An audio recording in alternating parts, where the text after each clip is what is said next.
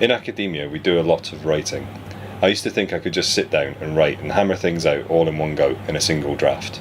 However, I really struggled to translate this sort of approach into my academic writing, with all the constant distractions and interruptions, whether that was email, people knocking on my door to ask questions, or that shiny new project syndrome.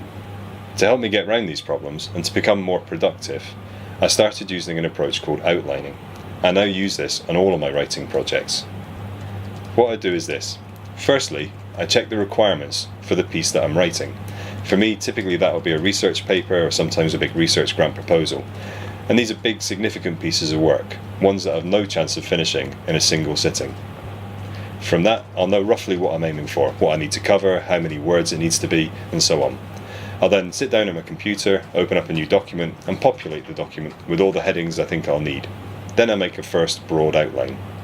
I'll take each of those headings and think about the different parts of the narrative that I need to tell in order to complete those individual sections. Essentially, this will give me a list of bullet points of keywords and sentences that can be easily edited or rearranged as I go along. Doing this for the whole piece of work tends to be fairly quick, but it gives me a good overview of the shape of the project and where I'm going to need to go. I can then go through the individual bullet points and outline what I need to say in order to tick off each one. That will often involve outlining down to a very fine level. Certainly I'll be planning what I need to say in each individual paragraph, and possibly even sketching out what individual sentences need to say.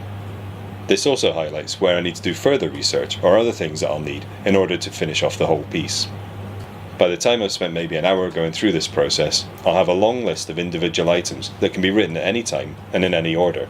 Rather than being faced with one big unachievable item on my to-do list, I've then got a lot of smaller chunks instead that's much more manageable.